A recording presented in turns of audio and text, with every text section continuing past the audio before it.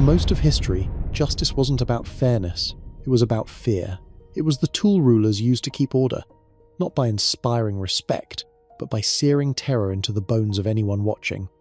Picture this: a man screaming as he's lowered into boiling oil, a thief's nose nailed to a wooden post while the crowd jeers, a woman buried up to her neck in wet sand as the tide creeps closer, her eyes fixed on the black water inching toward her. You can almost smell the smoke, the sweat, the copper tang of blood in the air. You can hear the gasps, the laughter, the nervous chatter of people who are glad it's not them. If you're back with us at Rotten History, welcome. And if this is your first time, you might not eat after this. Because today, we're not talking about battles or plagues, we're stepping inside the torture chambers, execution yards and public squares where punishment was an art form and pain was entertainment. In the ancient world, punishment wasn't hidden in dark cells or whispered about behind closed doors. It was dragged into the open, displayed under the sun, and transformed into an event that everyone was expected to attend.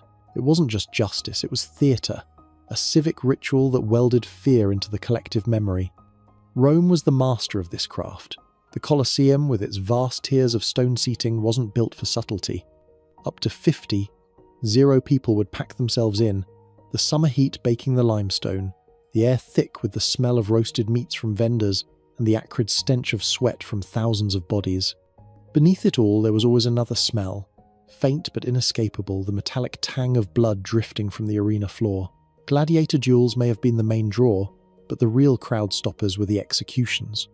Criminals, political prisoners, and anyone Rome wanted to make an example of were paraded out before the roaring masses. Sometimes they were forced to play roles in grim, lethal reenactments of myths, condemned men dressed as doomed heroes, meeting the same bloody fate as the characters they portrayed.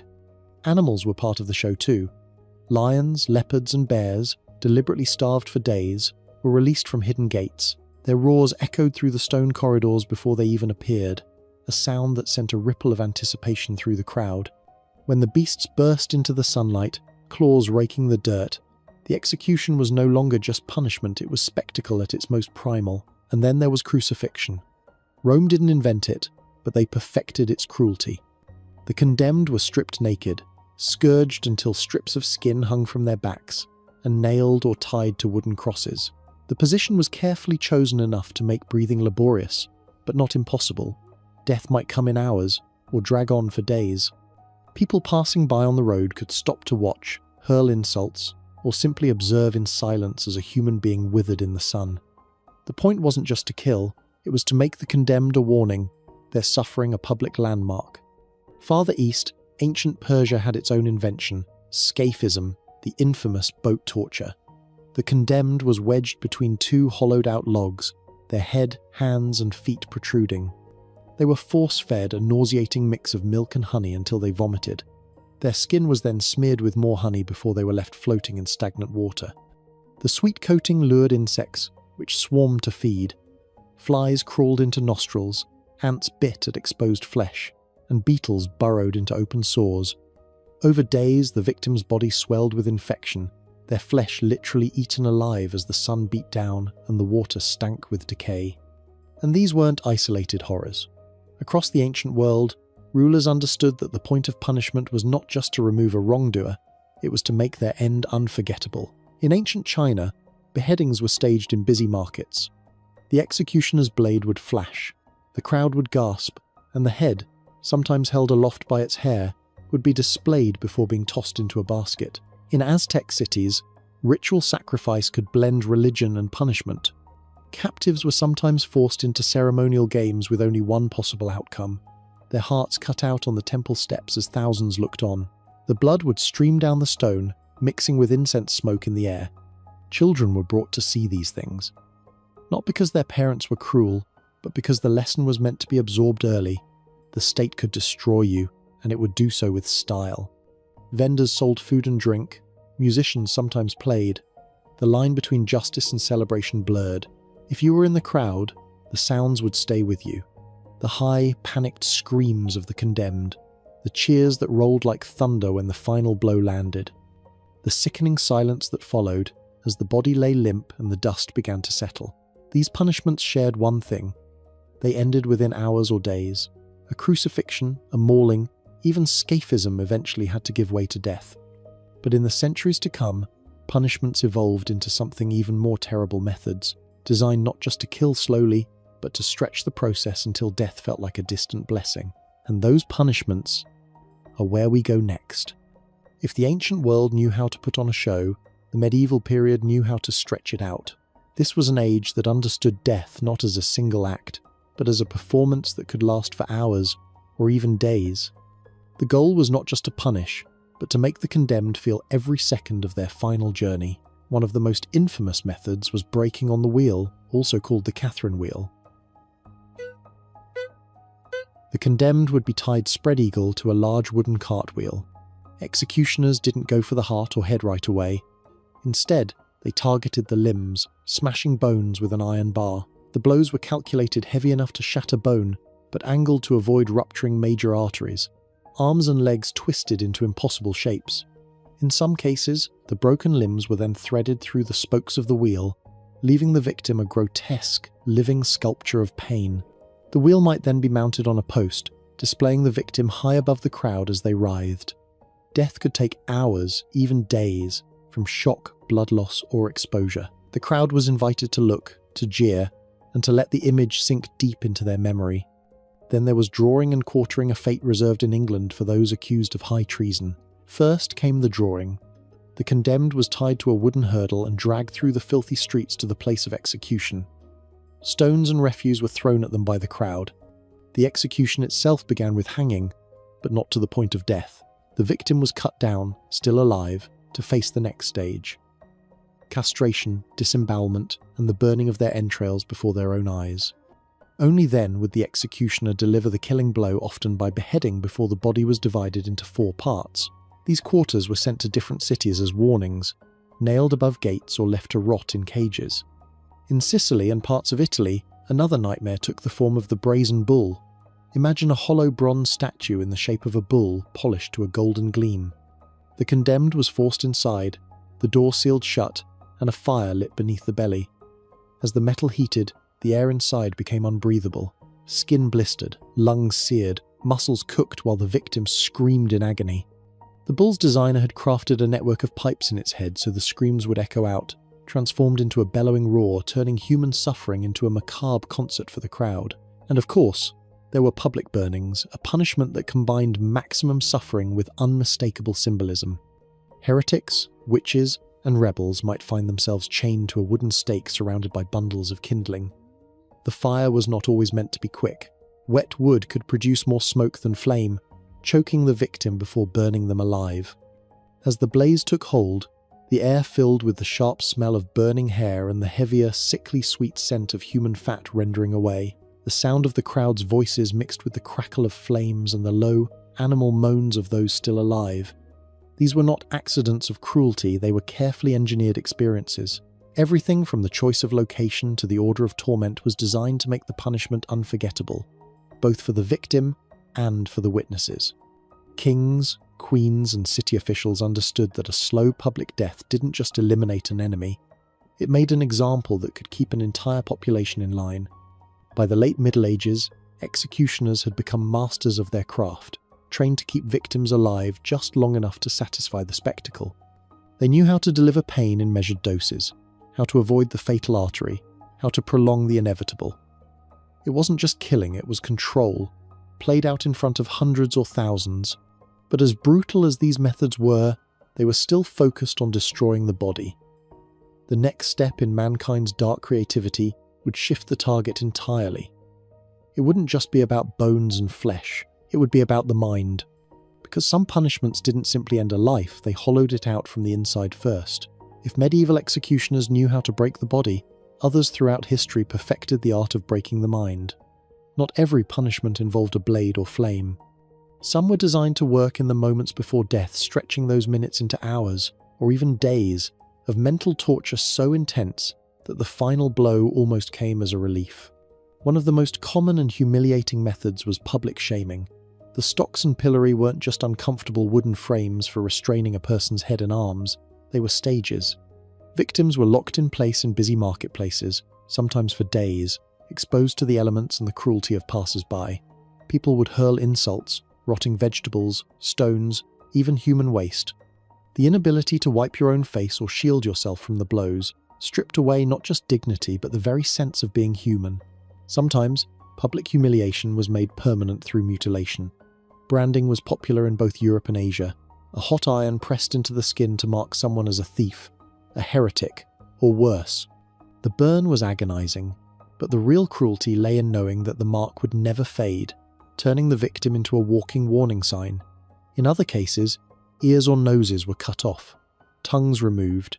These punishments didn't just inflict pain, they ensured that the person could never escape their past. Then there was the executioner's mercy, a psychological trap used in various cultures. A condemned prisoner might be blindfolded, led to the scaffold, made to kneel, and then spared at the last possible second. The reprieve wasn't kindness, it was control. Those moments when they believed they were seconds away from death would haunt them for life. Some prisoners were made to repeat this process multiple times, each time convinced it was the real end.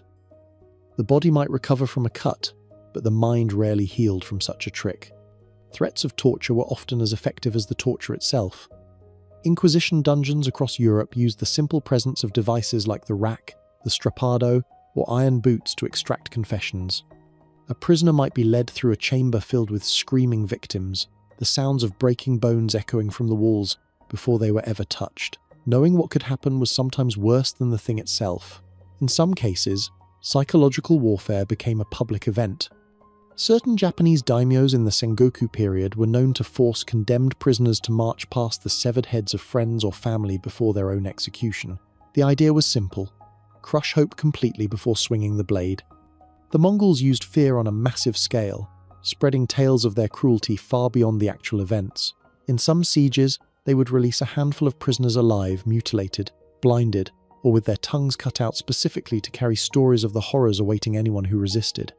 Cities often surrendered without a fight, choosing to avoid the terror they'd heard about. But perhaps the most insidious punishments were those that left the condemned alive yet spiritually destroyed. In some cultures, criminals were forced to watch loved ones suffer before their own sentence was carried out. In others, the condemned were kept in solitary darkness for weeks or months, with no sound but their own heartbeat, so that by the time they faced the executioner, they were already broken. The key was anticipation. A blade cuts in seconds, fire consumes in minutes, but the human mind can replay a coming horror endlessly. That's why rulers understood the value of letting a condemned person see the scaffold being built for them, or smell the burning pitch for their stake, or hear the crowd assembling outside. Each detail whispered the same message: your end is coming, and you can do nothing to stop it. And yet, there were punishments that didn't stop at terror or humiliation. They didn't just ruin the final days, they marked you for every day that followed. Because sometimes, the worst fate was not to die at all. Death ends suffering. That's why some rulers preferred punishments that let the victim live, but ensured they would never again live without shame. These weren't just penalties, they were permanent public warnings, carved into flesh for all to see. In many cultures, branding was the mark of ultimate disgrace. In ancient Rome, slaves who tried to escape could be branded on the forehead with the letter F for fugitivus. In 17th century England, thieves might receive a branded T, while in France the fleur-de-lis burned into the shoulder marked you as a criminal for life. The searing pain lasted minutes, the stares lasted decades. In China, the practice of cipe tattooing criminals with their crimes turned the body into a living criminal record. The ink was etched deep into the skin, often on the face, so that no amount of makeup or clothing could hide it. The punishment was as much social as physical. Anyone who saw you knew exactly what you'd done and what kind of person you supposedly were. Mutilation was another favourite tool. In the Islamic caliphates of the Middle Ages, theft could cost you a hand. The reasoning was brutally straightforward: remove the instrument of the crime. In parts of ancient India, repeat offenders might have their noses cut off. This wasn't random cruelty. In many societies, the nose was considered a mark of honour and beauty. To lose it was to lose your place in respectable society. Europe was no stranger to this either. In Tudor England, blasphemers could have their tongues bored through with a hot iron or even sliced off entirely. Imagine trying to speak, eat, or even swallow without pain for the rest of your life, all while being reminded every time you opened your mouth of the moment it happened. Then there were punishments that blended humiliation with mutilation. In Japan's Edo period, female adulterers could have their hair shaved off in public, stripping them of a key symbol of femininity. In medieval France, men accused of cowardice in battle could be forced to wear women's clothing for life, turning their very appearance into an insult. Some punishments targeted not just the body but the senses. In ancient Byzantium, blinding political rivals was common not only to remove them from power, but to condemn them to a lifetime of darkness. This was often done by heating metal rods and pressing them into the eyes. The smell of scorched flesh mixed with the victim's screams would have burned itself into the memories of all who watched. The cruelty was in the permanence. Pain fades. Scars fade too, but when they are deliberately placed where the whole world can see them, they become a constant reminder. You could never blend back into the crowd. Every marketplace trip, every interaction with a stranger, carried the risk of a pointed finger or whispered insult. Sometimes, these punishments were designed not just to isolate the victim, but to reshape their identity entirely. Branding a thief meant they were no longer a man or a woman, they were a thief, forever. Amputating a soldier's sword hand didn't just prevent him from fighting, it stripped him of his profession, his honour, and his means of survival. Even worse, these marks often passed the punishment on to the victim's family. A branded or mutilated father might doom his children to poverty, because no one would employ the offspring of a criminal. In small communities, the shame could linger for generations. There's a reason rulers liked these methods. Executions can make martyrs. Public floggings can be forgotten. But a missing hand or a branded face is a constant, walking message. This is what happens when you break the rules. And if you think these were the most brutal punishments societies could invent, think again. Because in some places, punishment wasn't just a penalty. It was a sacred ritual, carried out with the precision of a ceremony and the blessing of the gods. Not every act of brutality in history came from rage or revenge. Some of the most chilling punishments were carried out with reverence, precision, and the blessings of priests. In these moments, cruelty wasn't just allowed, it was sanctified. Take the Aztecs. To them, sacrifice was not an act of punishment, but of cosmic necessity, the fuel that kept the sun rising. Captives taken in war would be marched to the top of the Templo Mayor, drums pounding below. The air would be thick with incense, sweat, and the metallic tang of anticipation. Bound on a stone altar, the victim's chest was stretched upward. Then, in one motion, a priest with an obsidian blade would slice through skin and muscle, plunge his hand in, and pull out a beating heart. The crowd didn't shrink from the sight. They roared approval, believing they had just helped keep the universe in balance. In ancient Mesoamerica, the ritual of flaying took the spectacle further. Priests would peel the skin from a living victim, sometimes warriors captured in ritual combat, and then wear that skin as a sacred garment. To them, it symbolized the cycle of life and death, the renewal of the earth. But for the person inside that skin, every second was an agony of fire and ice, the raw nerves exposed to air and touch until shock finally claimed them. In Fiji and other island cultures, human sacrifices were often part of ceremonies to bless canoes, temples, or new chiefs. Victims might be strangled with ceremonial cords woven from sacred plants, their bodies buried beneath foundations so their spirit would guard the structure. The killing was not seen as cruelty, but as honor. Yet, for the chosen, knowing your death was scheduled, ritualized, and celebrated by your community was its own kind of psychological torture.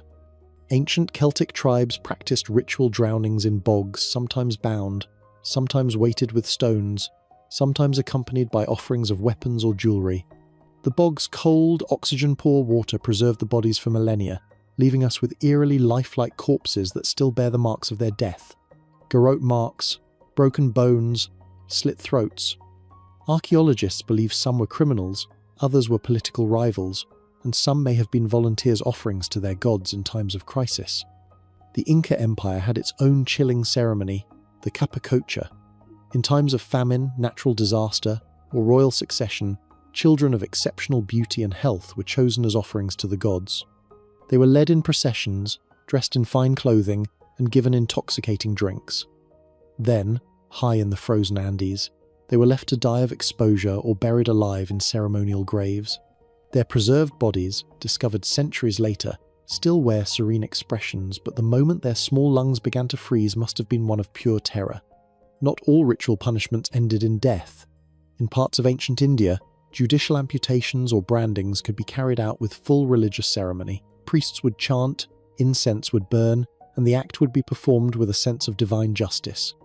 The victim might be sprinkled with holy water before and after, as if sanctifying the very mutilation that had just taken place. In Japan, during the Edo period, executions like crucifixion or burning were sometimes scheduled to align with religious festivals or important calendar dates. The condemned might be paraded through the streets, their crimes announced to onlookers, before being killed in a manner that both entertained and reinforced moral order. The act itself became a public sermon, the body a visual warning from the authorities, sanctioned by heaven. What sets ritual punishments apart from other forms of cruelty is their calmness. This wasn't the frenzied violence of a mob or the cold efficiency of a professional executioner. This was methodical, choreographed. Every movement meant something. Every cut, every placement of the body symbolic in ways only the officiants truly understood. And for the victim, that could make it worse. There is a strange, added horror in knowing that your pain is part of a grand, centuries-old tradition, that the people around you are not just tolerating your suffering, but celebrating it as necessary, even beautiful. In these moments, punishment wasn't about law or deterrence. It was about reinforcing the cosmic order, feeding the gods, and showing the community that power came from both the sword and the altar. But sometimes, the most horrifying punishments in history were the ones that didn't look like punishments at all, at least not at first. They didn't happen on public stages or under the hot sun. They happened quietly, privately, and they worked their cruelty in ways no crowd could cheer because they were designed to break you from the inside out. For thousands of years, punishment was not hidden. It was a stage show, a sermon, a warning carved into flesh or written in screams. And while the forms have changed, the instinct behind them hasn't. Today, we like to think we've moved beyond the scaffold, the wheel, and the stake. Our justice systems speak the language of rights, rehabilitation, and due process. Executions, when they happen, are carried out behind closed doors, no cheering crowds, no drums, no scent of burning in the air. But the truth is, the spectacle never disappeared. It just changed its mask. In the modern world, we still practice punishments that can destroy a person's body or mind, or we just package them differently. Solitary confinement, for example, doesn't spill blood, but it can leave permanent psychological scars. Weeks, months, or years without human touch, light, or sound can unravel a mind as surely as any rack or Iron Maiden. The torment is quieter, but no less real. We broadcast public shame now, not in market squares, but on glowing screens. A single video or headline can brand someone for life, their name synonymous with their worst act. The stocks and pillories are gone, but the jeers have multiplied 1,000-fold, echoing across the digital world, impossible to escape, and we still put death on display, just in different ways. The execution chamber may have curtains to hide the final moment, but the ritual is still there. The sterile setting, the witnesses, the official announcement, the message is the same as it was in the age of the axe. This is what happens to those who cross the line. Even in war, we see the return of old instincts. Prisoners paraded on camera, bodies left where they fall as warnings, leaders invoking ancient codes and divine will to justify cruelty. The tools may be modern, but the thinking is prehistoric. If there's one thing history shows, it's that pain has always been more than just retribution. It's communication. It tells the victim who holds the power. It tells the crowd what will happen if they disobey. And it tells the ruler that control is secure for now. So when we look back at boiling oil, flaying, and crucifixions, we're not just looking at the past, we're looking in a mirror. The stage has changed, the costumes are different, but the performance continues. Perhaps the real question isn't whether we punish differently now. It's whether we've simply hidden the spectacle, moved it out of sight, but kept it alive in spirit. Because for thousands of years, across every continent and culture, we've perfected one art above all, making other people suffer. And as long as that instinct survives, history's darkest punishments will never truly be behind us. For more disturbing truths from history's darkest corners, you know where to find us.